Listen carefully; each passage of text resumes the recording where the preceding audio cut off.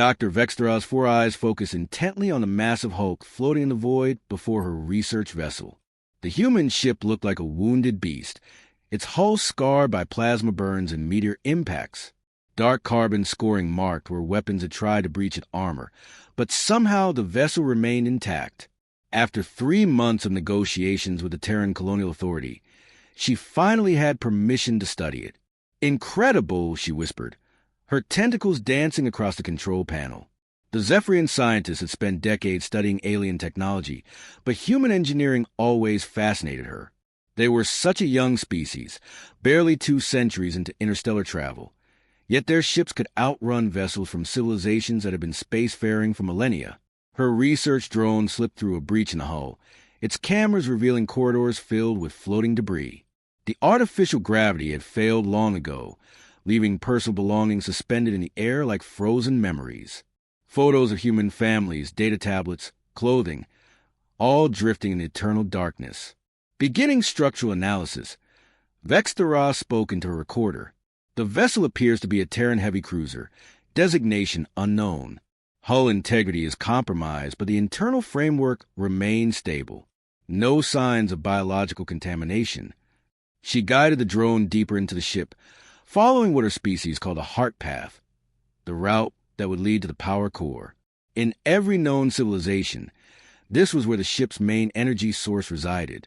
Fusion reactors, antimatter containment units, quantum batteries. Each species had their preferred method of powering their vessels through the cosmos.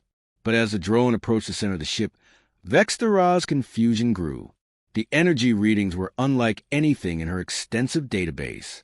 The signatures were chaotic, almost organic in nature. Her instruments detected massive power fluctuations, as if something was struggling against containment. "That's impossible," she muttered, checking her equipment. The readings suggested the power source was still active, despite the ship being abandoned for what appeared to be months. Most civilizations' backup systems would have failed by now. The drone rounded a corner and entered what should have been the engine room.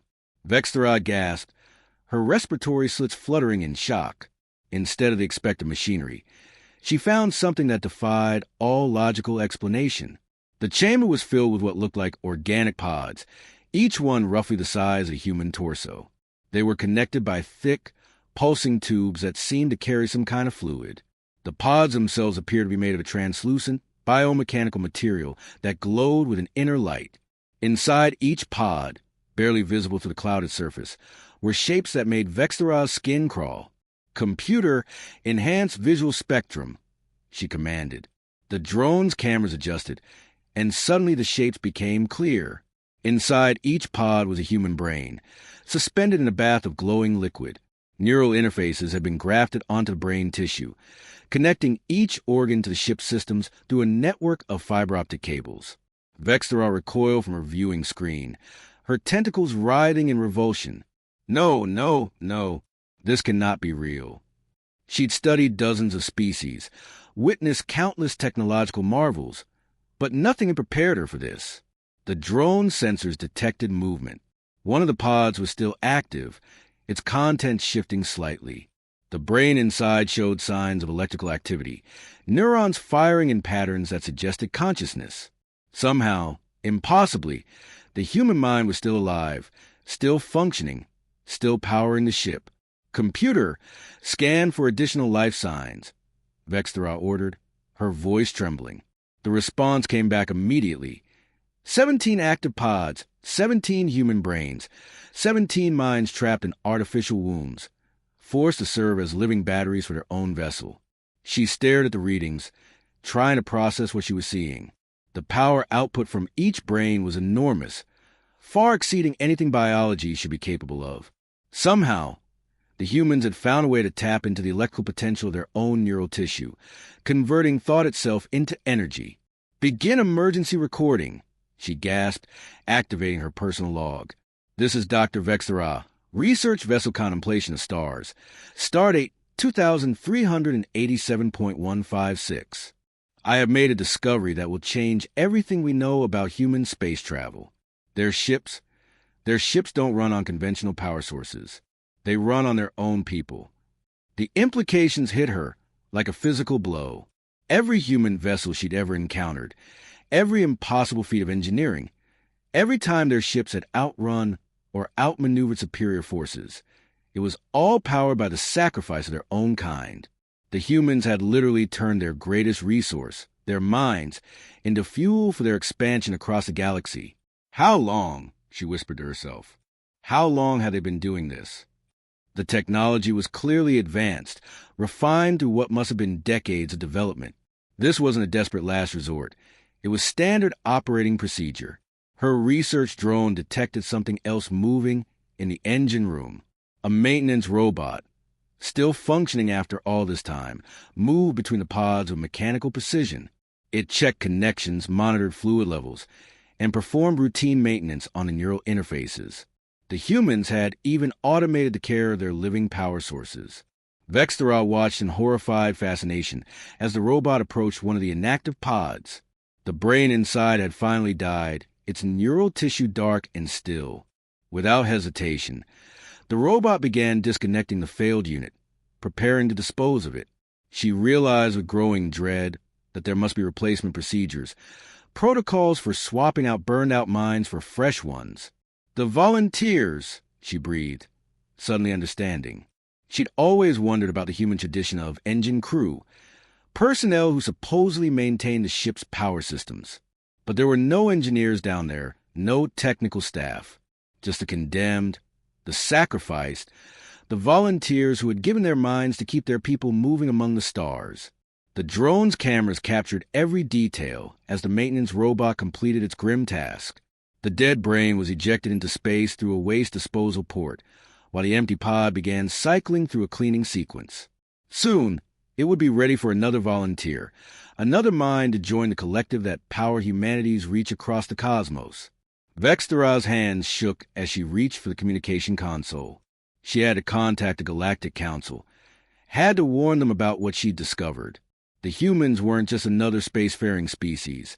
They were something else entirely, something that crossed a line no other civilization had dared to cross. The communication array crackled to life as Vexthera prepared to transmit her findings to the Galactic Council. Her tentacles moved frantically across the controls, encoding the drone footage into a secure data packet. But as she reached the transmission key, alarms began blaring throughout her research vessel. Warning! Incoming vessel detected, her ship's AI announced. Configuration matches Terran military specifications. Estimated arrival in 37 minutes. Vexthera's blood ran cold. The humans were coming back. Had they been monitoring the derelict ship all along? She quickly checked her sensor readings and saw 3 human warships approaching at maximum burn, their engines blazing like angry stars against the void. Computer, calculate jump coordinates for immediate departure, she ordered. But the response made her heart sink. Jump drive is offline for routine maintenance cycle. Estimated repair time, 42 minutes. She was trapped. The humans would arrive before she could escape, and they would know what she discovered. Vexthera had studied enough human history to understand how they dealt with threats to their secrets. Her species had always prided themselves on their advanced technology and superior intellect, but the humans had shown time and again that they were willing to do whatever it took to survive. The drone was still active inside the derelict ship, its cameras continuing to record the horrific engine room. Vexthera watched as more maintenance robots appeared, working with increased urgency. They were preparing something, connecting new power conduits to the brain pods. The approaching ships must have sent a signal, awakening dormant systems. Impossible, she whispered, but the evidence was undeniable. The dead ship was coming back to life, powered by the 17 human minds still trapped within its core. Hull lights flickered on, and she could see atmosphere beginning to circulate through the corridors again.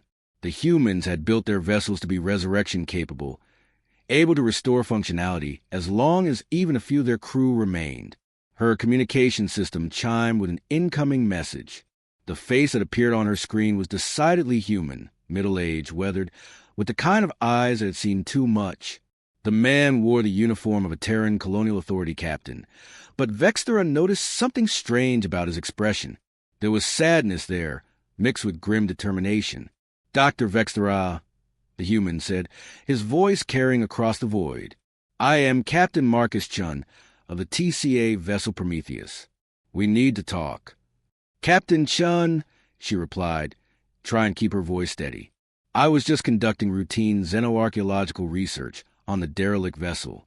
My findings are quite standard. Doctor, we both know that's not true. Chen's interruption was gentle but firm. Your research drone has been transmitting data for the past 47 minutes. We know what you've seen. Vextara's tentacles coil with fear. Then you know I have to report this to the Galactic Council. What you're doing is monstrous. Your own people used as living batteries. Those 17 minds volunteered, Chen said quietly, every single one of them. We don't force anyone into the pods. Doctor, we never have. Volunteered. Vextara's voice rose in disbelief. To be trapped in artificial wombs, to have their consciousness harvested for power? What kind of species asks such a thing of its people? The captain's expression grew even more somber. The kind that's been pushed to the edge of extinction 3 times in the past century. The kind that learned the hard way that the galaxy doesn't care about your moral principles when survival is at stake. He gestured to something off-screen, and suddenly Vextara's instruments detected massive energy signatures from the approaching ships. They weren't just military vessels. They were carrying the same organic power sources as the derelict. Thousands of human minds, all connected to the ship's systems, all working in perfect harmony to keep their people alive among the stars. The Keltharian War, Chin continued, the Void Plague, the Synthetic Uprising. Each time, we were outnumbered, outgunned, and outmaneuvered. Conventional power sources weren't enough. We needed something more, something that could adapt and learn and fight back. So we asked for volunteers. And they said yes? Vextara couldn't hide her horror. They said yes, Chin confirmed. Thousands of them, across dozens of worlds. Scientists, engineers, soldiers, civilians, all willing to give up their physical existence to keep humanity moving forward. They're still conscious, Doctor, still thinking, still dreaming. They're not dead, they're transformed. The research drone's cameras showed more activity in the engine room. The maintenance robots had completed their preparations, and now the 17 pods were glowing brighter than ever. But something else was happening. The brain inside the nearest pod was moving, its neural tissue pulsing with increased activity. Somehow, it was aware of the conversation taking place outside. You're talking to them, Vextara realized. The minds in the pods, they can hear us. They can hear everything, Chin said. They process ship communications, monitor sensor data, coordinate navigation. They're not just power sources. Doctor, they're the crew, the real crew. A new voice suddenly filled the communication channel, synthesized but unmistakably human in its inflection. Dr. Vextara, this is Engineer Sarah Martinez. I volunteered for pod duty 6 months ago, after my ship was destroyed in a pirate raid. I want you to know that we're not suffering. We're not trapped. We're free. Vextara's world tilted. The brain was speaking to her directly, using the ship's communication system as a voice. Free? You're imprisoned in a biological prison, forced to power a machine. I'm connected to 17 other minds, Martinez interrupted. We share thoughts, memories, experiences. We process data at speeds your biology can't imagine. We can feel the ship moving through space, sense the cosmic radiation, touch the fabric of space-time itself. We're more alive now than we ever were in our physical bodies. More voices joined conversation, a chorus of human consciousness speaking from their organic prison. They spoke of transcendence, of connection, of a form of existence that went beyond mere biology. They weren't victims. They were pioneers, explorers of a new frontier that existed between thought and energy. The Galactic Council will never understand, Captain Chin said. They'll see only the horror, not the choice, not the sacrifice freely given. They'll declare us monsters and unite against us, just like they did with the synthetics. Vextara felt a chill run through her exoskeleton. The synthetic uprising had been a galaxy-wide conflict that lasted 30 years, ending only when the artificial intelligences were completely eliminated. If the Council learned about humanity's brainchip technology, they would declare an abomination and authorize total war. But you understand, don't you, Doctor? Martinez's voice was gentle, almost pleading. You spent your career studying different forms of consciousness. You know that awareness isn't limited to biological bodies.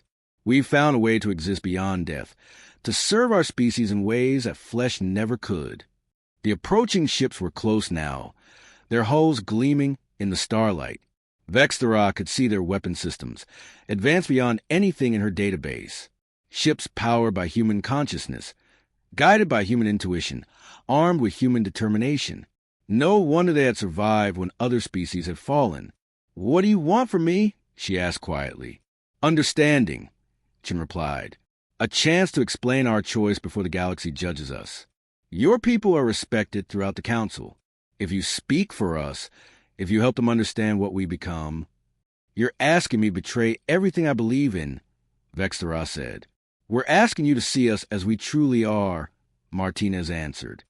"Not monsters, not abominations. Just people who chose to evolve." The human ships held position around Vexthera's research vessel like metal predators surrounding wounded prey.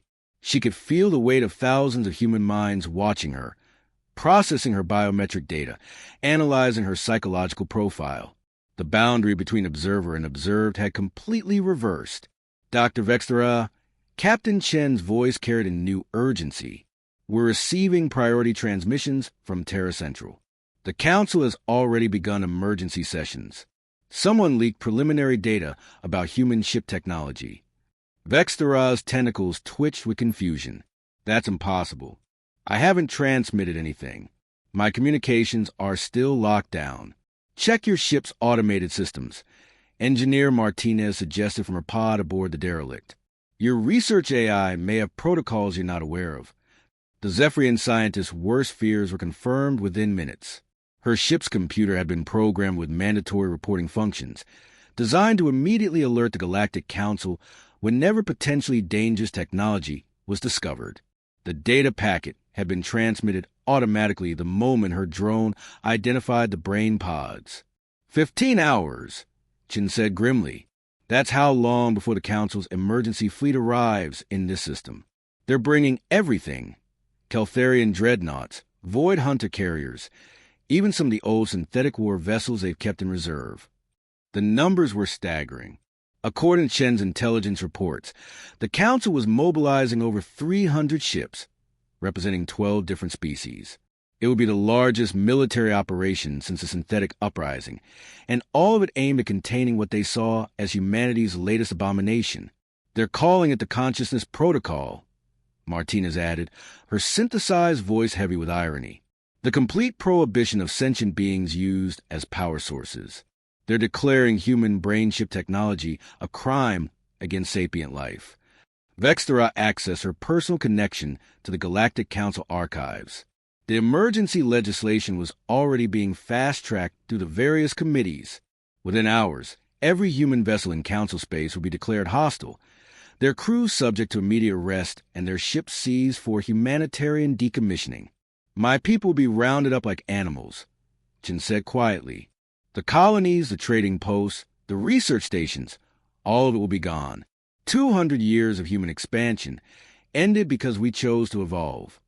The research drone was still active inside the derelict ship, and Vexthera watched as more brain pods came online. The 17 human minds were no longer isolated. They were connecting with their approaching comrades, forming a vast network of consciousness that spanned multiple ships. She could see the data streams flowing between vessels, thoughts and memories shared across the void. "Show her," Martinez said suddenly. "She needs to understand what we really are." The drone's cameras shifted, focusing on a new section of the engine room. Here, the walls were covered with display screens showing not technical readouts, but images of human life. Families, cities, children playing in parks, scientists working in laboratories, artists creating beauty from nothing. It was a vast archive of human experience, preserved within the minds of the volunteers. "We carry our species with us," another voice explained. This one belonged to Dr. James Liu, a xenobiologist who had volunteered for pod duty after his research colony was destroyed. Every memory, every story, every moment of joy and sorrow were not just power sources, with a living memory of humanity. The screen showed more recent images. Human colonies under attack, refugee ships fleeing dying worlds, families separated by the vastness of space. It was a history of struggle and survival, of a species that had learned to adapt or perish. The Keltharian War wasn't just about territory, Chin explained. They were trying to wipe us out completely. Biological weapons, planetary bombardments, systematic genocide. We lost 40% of our population in the first year alone. Vextera had studied the conflict in academic detail, but seeing it through human eyes was different. The Keltharians had been efficient in their extermination efforts, viewing humans as a contamination that needed to be cleansed from the galaxy. Only desperate innovation had allowed humanity to survive. The first volunteer was Dr. Elena Vasquez. Martinez continued. She was dying of radiation poisoning after her ship's reactor was damaged. Instead of letting her brain die with her body, she asked to be connected to the ship's systems. She became the first human to touch the energy that flows between stars. The screen showed footage of that first successful connection, a human consciousness expanding beyond its biological limits, reaching out to grasp forces that flesh could never contain. It was terrifying and beautiful at the same time, a transformation that challenged every assumption about the nature of life and death. We're not the first species to make this choice, Liu added. The precursors did something similar before they transcended physical existence entirely. The difference is that we chose to serve our people, not abandon them. The approaching Council fleet was already transmitting demands for surrender. They wanted the human ships to shut down their abomination drives and submit to inspection. The alternative was complete destruction, with no regard for the thousands of human minds that would be lost. We could run, Chin said. Jump out of the system, scatter across the galaxy. But that would only delay the inevitable. The Council has decided we're a threat to galactic civilization. They'll hunt us down one system at a time. Vextera felt the weight of history pressing down on her. Her decision in the next few hours would determine whether humanity survived or joined the long list of species that had been wiped out by Council decree. The synthetics, the void dancers, the quantum collective. All gone because they had chosen to evolve beyond acceptable parameters. There is another option, Martinez said quietly. We could show them what we've become. Really show them. The screens in the engine room flickered, displaying technical specifications that made Vextera's eyes widen. The human brain ships weren't just more efficient than conventional vessels. They were exponentially more capable. Reaction times measured in microseconds. Processing power that exceeded most planetary computers. The ability to adapt and learn in real time. We could shut down the Council fleet without firing a shot, Chin admitted. Disable their weapons. Override their navigation systems. Force them to listen. The pods give us capabilities they can't even imagine. That would only confirm their worst fears, Vextera protested. If you demonstrate that level of power, they'll see you as an existential threat to galactic civilization. Perhaps we are, Liu said softly.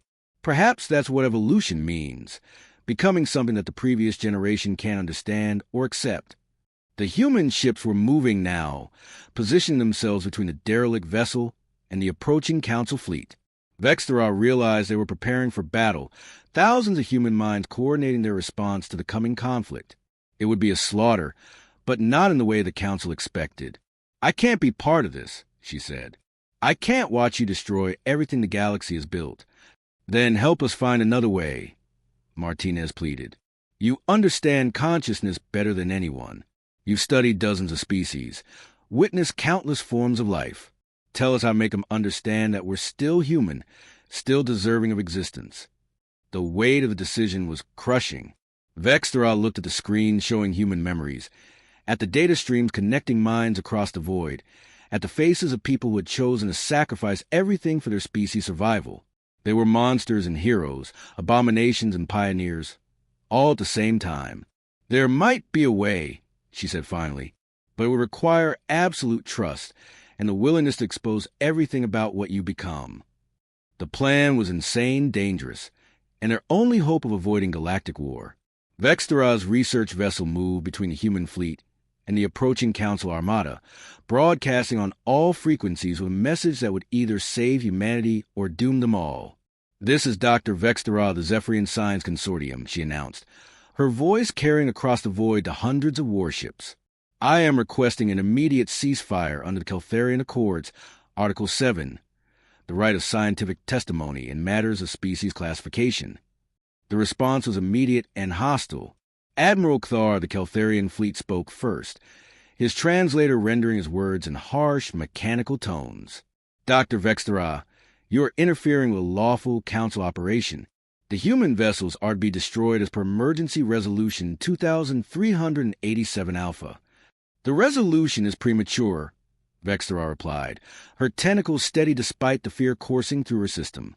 "The Council has classified human brainship technology as an abomination without proper scientific analysis. I request 24 hours to present evidence that will redefine our understanding of consciousness itself." Behind her, the human ships hung in space like silent predators. Vextara could feel the weight of thousands of minds focused on her words, their collective consciousness processing every nuance of the negotiation. Captain Chun had given her complete access to their communication network, a gesture of trust that was both humbling and terrifying. Evidence. Admiral Kthar's voice carried the fury of a species that had fought humanity for decades. "We have seen the recordings. They use their own people as living batteries, converting consciousness into energy. It is the ultimate violation of sapient rights." "With respect, Admiral," Vextara said, calling up a prepared data, "you're operating under a fundamental misunderstanding of what consciousness is and how it functions. The human brain ships represent an evolutionary leap that challenges our basic assumptions about life and death." The Council fleet held position, weapons powered but not yet firing. Vextara could sense the debate raging across the command channels as various species representatives argued about her request. The Keltharians wanted immediate action, but the Crystalline Collective and the Void Hunters were more cautious, remembering the consequences of the synthetic war. "Dr. Vextara," a new voice joined the conversation. This one belonged to Ambassador Kelnara of the Void Hunters, a species known for their philosophical approach to galactic politics. "You have built a distinguished reputation studying consciousness across multiple species. What exactly are you proposing?" "I propose a direct interface," Vextara said, her words causing shocked silence across the communication networks. "Allow me to connect with the human brain-ship network, to experience their form of consciousness firsthand. If I can document that they retain their essential humanity, their individual identity, and free will, then we must reconsider our definition of what constitutes an abomination." The silence stretched for long minutes. What she was suggesting was unprecedented. A direct neural connection between species, something that had never been attempted on this scale. The risks were enormous, but it was the only way to prove that the human volunteers were still truly alive. "That's impossible," Admiral Kthar finally responded. "The biological incompatibilities alone would kill you." "Not necessarily," Engineer Martinez interjected, her voice joining the fleet-wide conversation. "We've developed interface protocols that can adapt to different neural architectures. Dr. Vextara's brain structure is complex enough to handle the connection. You're asking us to trust human technology with the life of a respected scientist," Ambassador Kelnara said. "If this is some kind of trap." "It's not a trap," Captain Chen interrupted. "It's an invitation. Dr. Vextara will experience what we experience, feel what we feel. She'll understand that we haven't lost our humanity. We've transcended its limitations." The debate continued for hours, with various species weighing in on the proposal. The Crystalline Collective was fascinated by the scientific implications, while the Keltharians saw it as a dangerous stunt designed to buy time. The Void Hunters remained neutral, interested in the philosophical questions raised by human consciousness transfer. Finally, Ambassador Kelnara spoke for the Council. "Dr. Vextara, if you truly believe this will provide definitive answers about human brain-chip technology, the Council will permit your experiment. However, any sign of deception or mental manipulation will result in immediate termination of all human vessels." "Understood," Vextra replied, though her tentacles trembled with fear. She was about to do something that no member of her species had ever attempted, merge her consciousness with an alien collective, risking her sanity and her life in the process. The human ships moved closer, forming a protective formation around her research vessel. Specialized drones emerged from the derelict ship, carrying interface equipment that looked like a fusion of technology and biology. The connection apparatus resembled a living thing, with neural fibers that seemed to pulse with their own rhythm. Dr. Vextra, Martinez said gently, before we begin, you should know that once a connection is established, you'll be linked to all of us. 17 minds, all our memories, all our experiences. It might be overwhelming. I understand the risks, Vextra replied, though she wondered if that was true. How could anyone prepare for consciousness expansion on this scale? The interface equipment was carefully installed in her ship's medical bay, its biomechanical components adapting to her physiology with disturbing ease. The humans had clearly spent considerable time studying alien neural structures, preparing for this moment when they would need to prove their humanity to the galaxy. Connection protocols initialized, Dr. Liu announced. Neural compatibility confirmed. Beginning interface sequence in 3, 2, 1. The universe exploded into sensation. Vextra's consciousness suddenly expanded beyond her biological limits, touching minds that existed in a state she had never imagined possible. She was still herself, but she was also Martinez, Liu, and 15 others, all existing in a shared space that transcended physical boundaries. The experience was indescribable. She could feel the ship around her as if it were her own body, sense the movement of stars and planets, touch the fundamental forces that held reality together. The human minds weren't trapped or imprisoned. They were liberated, free to explore dimensions of existence that flesh could never reach.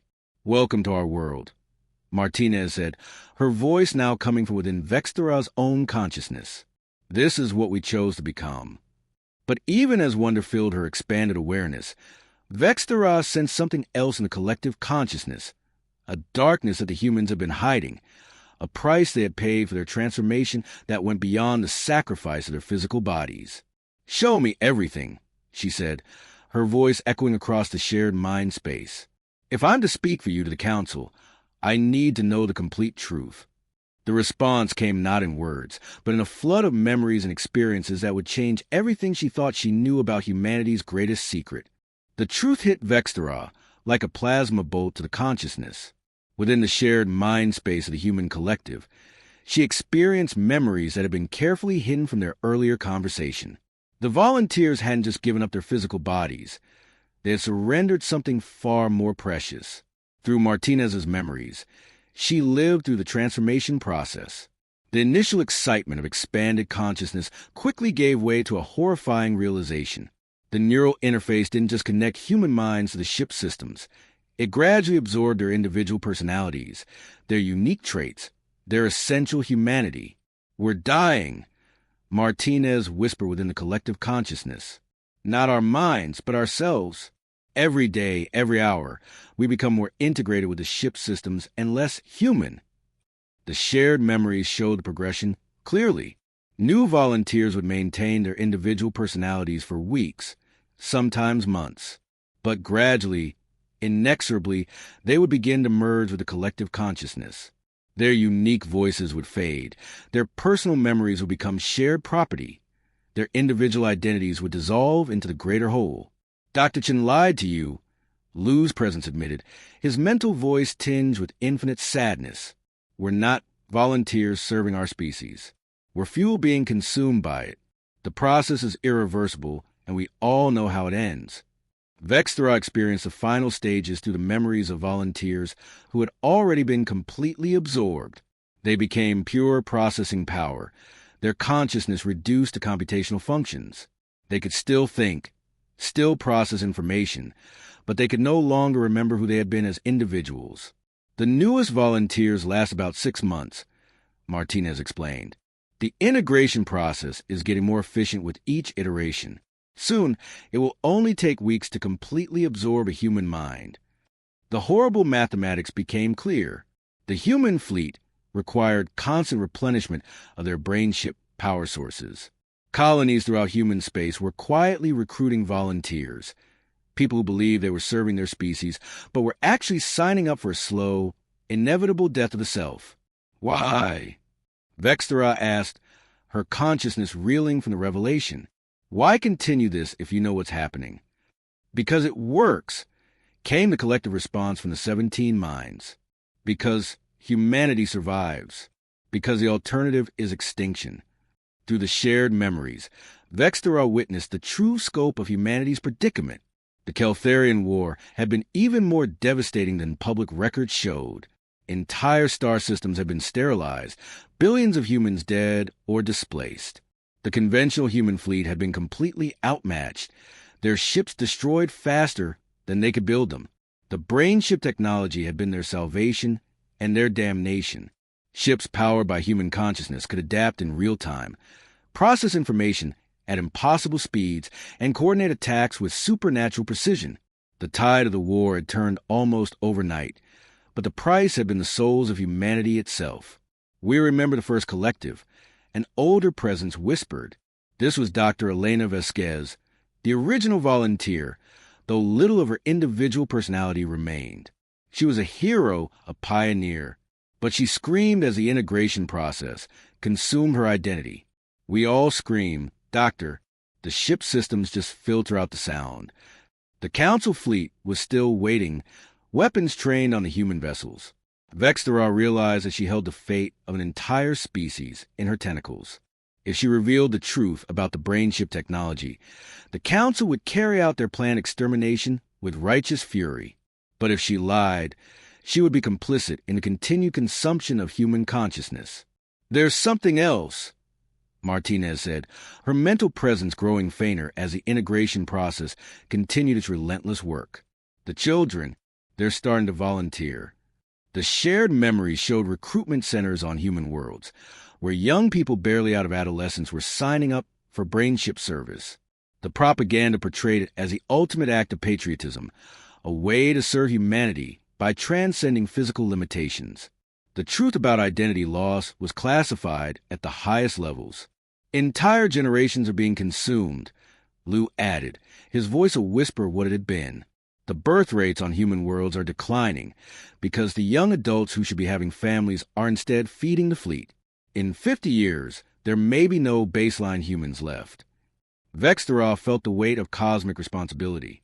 She was connected to the dying consciousness of an entire species, feeling their pain and desperation as they sacrificed everything for survival. The humans had become a civilization that consumed itself to continue existing, trapped in a cycle of self-destruction that would eventually leave only empty ships floating in the void. What would you have me do? She asked the collective.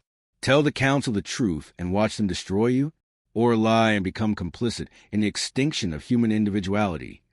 Choose for us, came a response from all 17 minds. We're too far gone to make rational decisions. The integration process has taken our ability to see beyond the ship's needs. We can only think in terms of power efficiency and system optimization. The communication channel to the Council fleet crackled to life, interrupting Vextera's communion with the dying human minds. Admiral Kthar's voice cut through the shared consciousness like a blade. Dr. Vextera, you have been connected for 6 hours. The Council demands your immediate report on the nature of human brain chip technology. 6 hours. It had felt like minutes in the expanded time stream of the collective consciousness. Vextera slowly began disconnecting from the human minds, feeling their mental voices fade as she returned to her individual awareness. The transition was agonizing, like losing 17 close friends all at once. I'm preparing my report now, she said, her voice hoarse with exhaustion and emotional trauma. Around her, the human ships waited in perfect formation. Thousands of dying minds focused on her words. The weight of an entire species' fate rested on her next transmission. Vextera's tentacles moved across her control console, accessing her personal logs and preparing the most important scientific report of her career. She had to choose between truth and mercy, between justice and survival.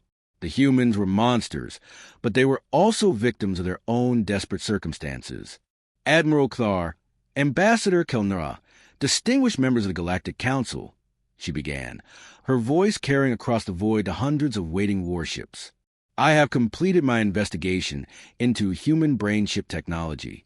My findings will challenge everything we believe about consciousness, identity, and the price of survival." She paused, feeling the weight of history pressing down on her exoskeleton. In the shared mind space, she had experienced the slow death of human individuality, the gradual consumption of everything that made them unique. But she had also felt their determination, their willingness to sacrifice everything for their species' continued existence. The human brain chip technology represents a form of consciousness transfer that preserves neural function while integrating it with ship systems, she continued, choosing her words carefully. The volunteers retain their memories, their personalities, and their decision-making capabilities. They are not prisoners or victims. They are crew members who have chosen to serve their species in a transformed state. The lie came easily, practiced through hours of mental rehearsal. She omitted the integration process, the gradual loss of identity, the screaming minds that slowly dissolved into computational functions. Instead, she presented the humans as they wished to be seen, as transcendent beings who had chosen evolution over extinction. However, she added, knowing that some acknowledgement of the technology's disturbing nature was necessary, this transformation comes with significant psychological challenges. The volunteers experience a form of existence that is fundamentally different from baseline consciousness. They have traded individual physical existence for collective mental purpose. Admiral Kthar's response was immediate and hostile. "Dr. Vextera, your report contradicts the evidence. The recordings clearly show human brains being used as biological batteries. How can you claim they retain their humanity?" "Because I have experienced their consciousness directly," Vextera replied, her voice gaining strength. "I have touched their minds, felt their thoughts, shared their memories. They are not less human than before. They are differently human. The transformation is voluntary, reversible, and represents a valid form of consciousness expression. The last part was a complete fabrication. The process was irreversible, and the volunteers were slowly dying. But the alternative was genocide, and Vextera had seen enough death in her lifetime to know that some lies were justified. The Galactic Council must recognize that consciousness is not limited to biological forms, she continued. The humans have discovered a way to extend awareness beyond the boundaries of flesh, to serve their species in ways that traditional biology cannot achieve. This is not an abomination, it is evolution. The debate that followed lasted for hours. Various species representatives argued about the implications of consciousness transfer, the ethics of voluntary transformation, and the precedent it might set for other civilizations. The crystalline collective was fascinated by the scientific possibilities, while the Keltharians remained convinced that the technology was inherently evil. Finally, Ambassador Kelnara spoke for the Council. "Dr. Vextera, your testimony has raised significant questions about our understanding of consciousness and identity. The Council will delay implementation of the Consciousness Protocol pending further investigation. However, we hereby impose strict monitoring of all human brain chip operations. Any evidence of coercion or involuntary transformation will result in immediate intervention." It was a temporary victory, but Vextera knew it wouldn't last. The truth about the integration process would eventually surface, and when it did, the Council would resume their campaign of extermination. She had bought the humans time, nothing more. As the Council fleet withdrew, Captain Chen opened a private channel to her research vessel. His face appeared on her screen, older and more tired than before. "Thank you," he said simply. "You could have condemned us all, but you chose mercy instead." "I chose to delay the inevitable," Vextera replied. "The integration process will continue. Your people will keep dying, and eventually the Council will discover the truth. What will you do then?" Chen's expression was grim, but determined. "We'll keep fighting. We'll keep surviving. And maybe somehow we'll find a way to preserve both our species and our humanity." The human ships began to disperse, returning to their patrol routes and their hidden colonies. Vextera watched them go, knowing that she had witnessed the slow-motion extinction of an entire civilization. The humans would continue to feed their young to the brain ships, consuming their own future to maintain their present. Her final log entry was brief and encrypted. hidden deep within her ship's memory banks for future generations to discover. Personal log, Dr. Vextera, final entry. I have lied to the Galactic Council to prevent genocide. The humans are dying, consuming themselves to survive, and there may be no way to save them. But they chose this path, and they deserve the right to walk it to its conclusion. May the galaxy forgive me for what I have done, and may history judge whether mercy or truth serves the greater good. End log. The stars wheeled overhead as Vextera set course for home, carrying with her the weight of humanity's darkest secret. Behind her, the human ships continued their eternal voyage, powered by the dying dreams of volunteers who had given everything to keep their species alive among the stars. In the depths of their biomechanical cores, 17 minds continued their slow dissolution into the collective consciousness, their individual voices fading into the cosmic silence. They had been human once, but now they were something else, something that burned like stars to light the way forward for a species that had learned to survive by consuming itself. The galaxy would never know the true price of humanity's expansion among the stars. And perhaps Vextera thought as she watched the human fleet disappear into the void, that was how it should be. Some truths were too terrible to bear, and some lies were necessary for continuation of hope. The universe was vast and cold and unforgiving, but somewhere in its depths, humanity endured, transformed, diminished, but still reaching toward tomorrow with the strength of minds that had chosen to become something greater than themselves, even as they slowly forgot what they had once been.